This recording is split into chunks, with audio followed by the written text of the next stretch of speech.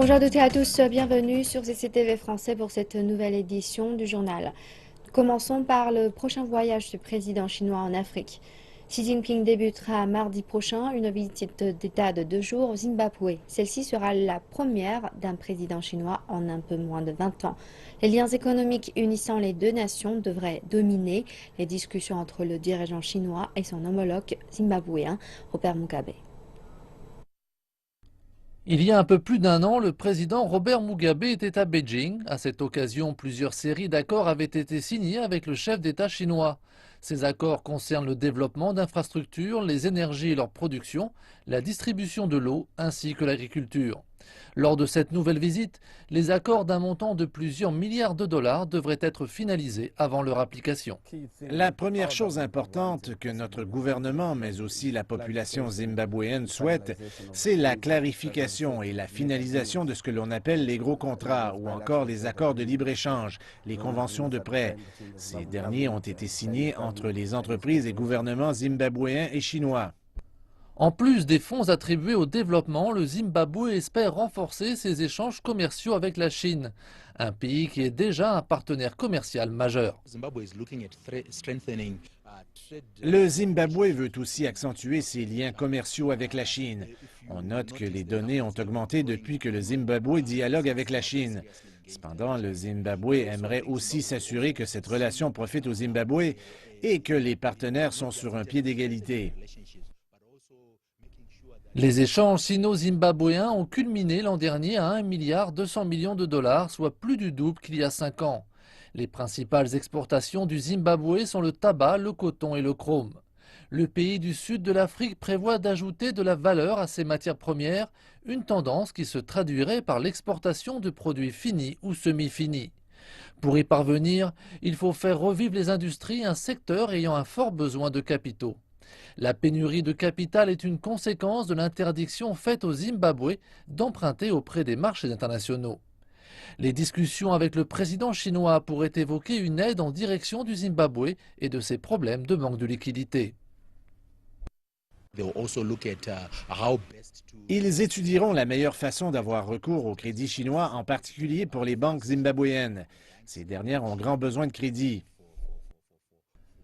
Le gouvernement de Robert Mugabe s'attache à mettre sur pied un ambitieux projet de reprise économique baptisé Zima7.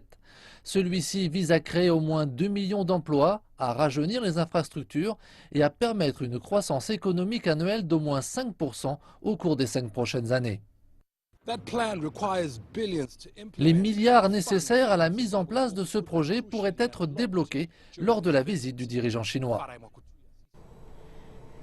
Samedi, le président turc Recep Tayyip Erdogan s'est montré plus conciliant en se disant attristé par la destruction en vol d'un avion militaire russe près de la frontière syrienne et en exprimant son souhait de voir réparer les relations de son pays avec Moscou. Nous sommes très attristés par cet incident. Nous ne souhaitions pas qu'il advienne, mais malheureusement c'est arrivé. J'espère que cela n'arrivera pas à nouveau. La Turquie n'a jamais été en faveur de déclencher des tensions et des confrontations, et elle ne le sera jamais. Erdogan aurait demandé à rencontrer Vladimir Poutine en tête-à-tête à Paris la semaine prochaine, pendant le sommet sur le changement climatique. Mais le président Poutine attend de la Turquie qu'elle présente ses excuses avant qu'une rencontre entre les deux dirigeants ne soit organisée. Moscou et Ankara ne sont pas d'accord sur la question de savoir si l'avion est entré ou non dans l'espace aérien turc. La Turquie a déconseillé à ses citoyens de se rendre en Russie, sauf urgence. Un porte-parole du gouvernement turc a annoncé que la Turquie réfléchissait aux mesures à prendre en réponse aux sanctions russes. Le président russe Vladimir Poutine a signé un décret important imposant des sanctions économiques contre la Turquie après qu'un avion russe a été abattu par l'armée turque. Entrant immédiatement en vigueur, le décret présidentiel impose une interdiction de vols charters de Russie vers la Turquie et les tours opérateurs russes devront suspendre leurs œuvres vers la Turquie. Également, les sociétés turques de transport verront leur activité réduite sur le territoire russe et l'importation de certains articles sera également interdite. Le régime des séjours sans visa est aussi officiellement suspendu et les citoyens turcs, à l'exception des diplomates turcs et des personnes à charge, ainsi que ceux bénéficiant de permis d'existence temporaires, ne seront plus autorisés à entrer en territoire russe à compter du 1er janvier 2016. Le décret mentionne la nécessité de protéger la sécurité nationale de la Russie et les citoyens russes de toutes activités criminelles, voire illégales.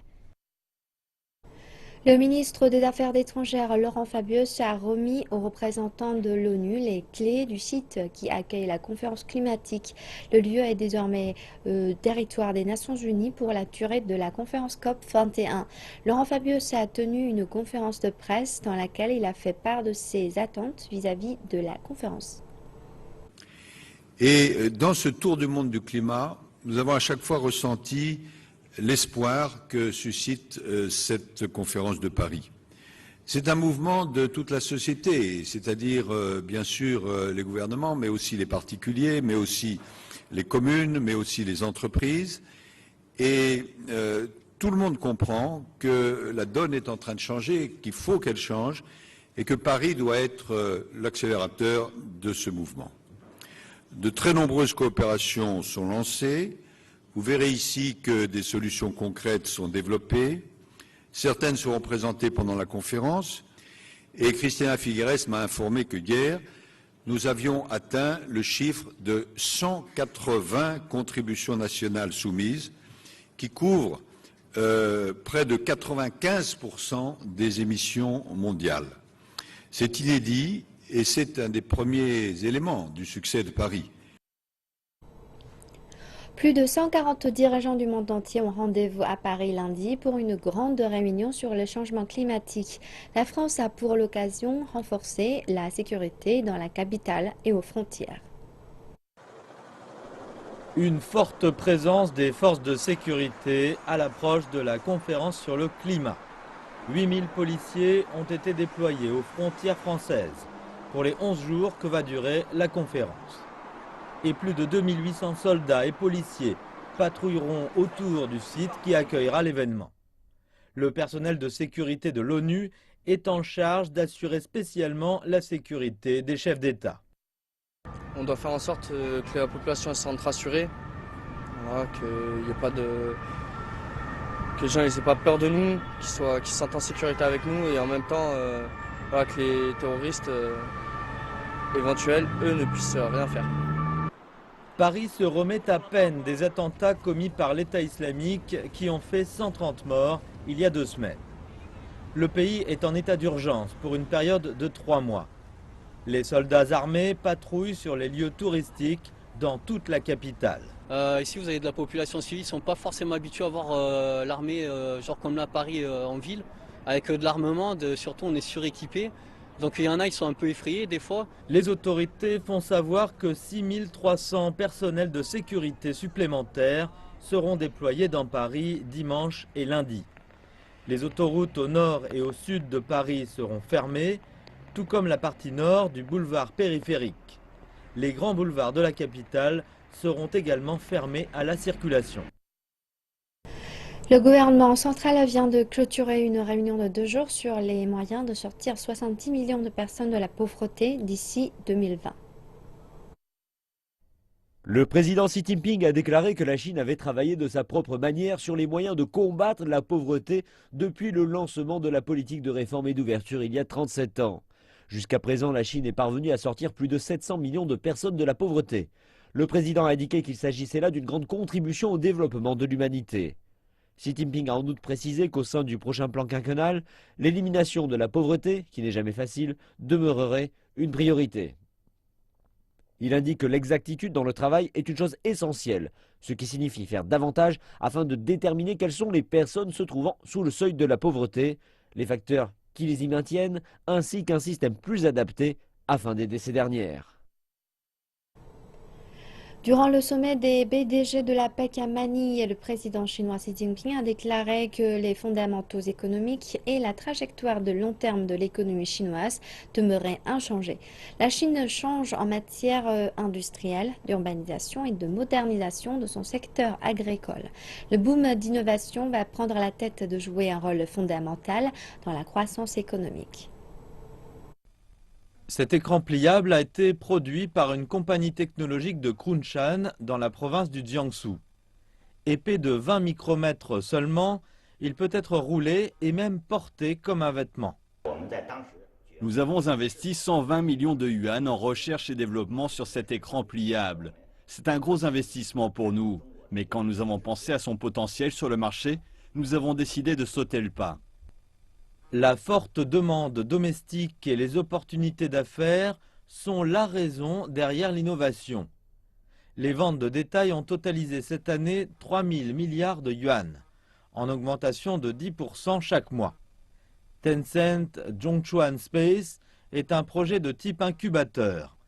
La compagnie chinoise rassemble des innovateurs et des investisseurs tous les week-ends dans 25 villes du pays. Des plateformes comme Zhongchuan Space n'offrent pas seulement de l'investissement, mais aussi d'autres soutiens comme des bureaux. Nous nous attendons à des ventes dépassant 10 milliards de yuan l'an prochain.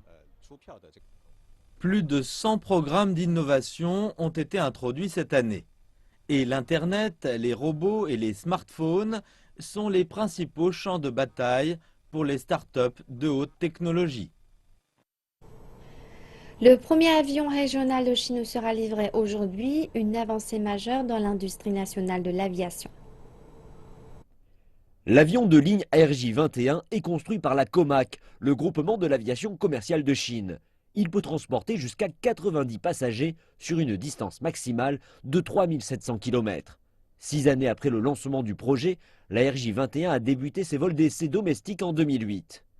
Et avec plus de 5000 heures de vol d'essai, il s'agit de l'avion commercial ayant fait l'objet des plus longs essais au monde. La COMAC a reçu des commandes pour plus de 300 avions venant de 19 compagnies aériennes, dont 3 de la République du Congo. Aujourd'hui, l'avion décollera de Shanghai et volera jusqu'à Chengdu, dans le sud-ouest de la Chine, où il sera livré à Chengdu Airlines. Il peut voler sur des routes transprovinciales comme pour aller de Chengdu à Xi'an et vers d'autres zones de l'ouest de la Chine. Il s'agit du premier avion régional de 90 places de Chine. Pour nous, cet appareil sera le modèle le plus gros et le plus avancé à entrer en activité.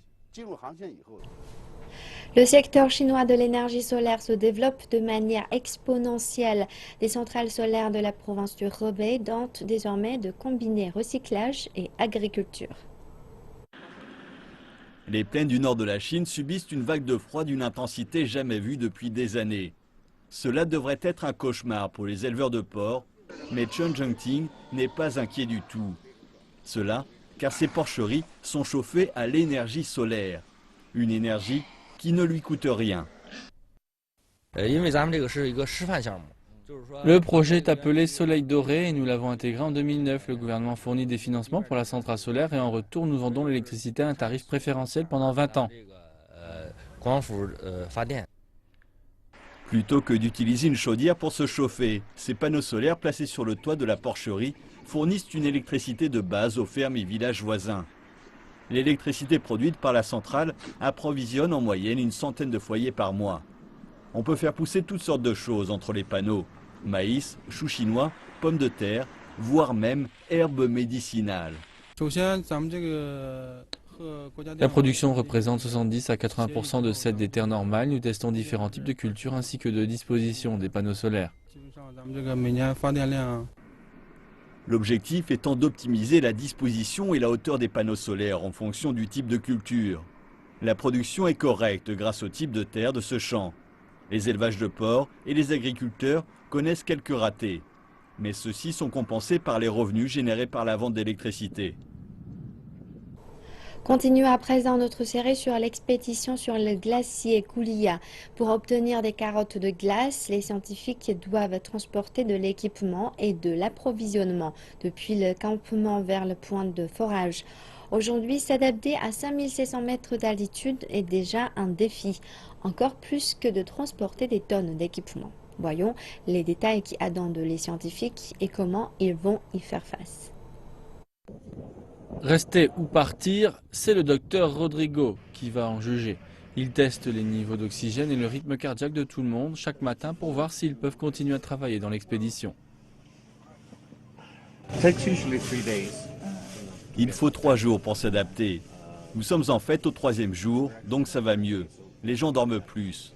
Jusqu'ici, rien à signaler. L'appétit, jour après jour, est mieux que le premier. Pour le moment, ce n'est pas un dur travail pour nous, mais il le deviendra. Dans une paire de semaines, je pense qu'il y aura un pic. Les scientifiques et les porteurs font face à un grand défi quand ils transportent de l'équipement du campement vers les sites de forage. Après une longue discussion, l'équipe a accepté d'essayer la solution du guide de montagne. Je veux juste démontrer que si nous utilisons l'avantage mécanique, nous pourrions tirer ce camion ici. Ils ont trouvé un point de soutien à la surface de la glace près du sommet de la montagne et ont ensuite fixé un crampon et passé une corde à travers. Les membres de l'équipe pourront alors utiliser la corde et lever la motoneige. Mais l'opération est très limitée dans le temps. Les températures se réchauffent à l'approche de midi. La glace fondra et les crampons ne pourront plus tenir. Nous devons nous dépêcher. Avoir les motoneiges à la surface de la glace signifie que les scientifiques pourront voyager vers les extrémités du glacier et les points de forage librement. C'est une étape importante pour l'expédition, mais ce qui les attend sur le glacier est une question que tout le monde se pose. C'est toute la Chine qui est en fête samedi en raison de l'anniversaire de Basse qui célèbre son 35e anniversaire. Ce panda femelle s'est fait connaître pour avoir incarné l'inoubliable mascotte sportive Pan Pan. C'est du monde entier que ses fans ont accouru dans la ville de Fuzhou pour voir leur idole. Basse est sans conteste le panda le plus célèbre de Chine. Pour des millions de Chinois, elle est Pan Pan, la mascotte des 11e Jeux asiatiques de Beijing en 1990. On a également pu la voir au gala de la fête du printemps l'année suivante. La superstar y a fait étalage de ses multiples talents sportifs. Basse a voyagé dans le monde entier en tant qu'envoyée spéciale de l'amitié. En 1987, elle a été invitée à se produire au zoo de San Diego aux États-Unis.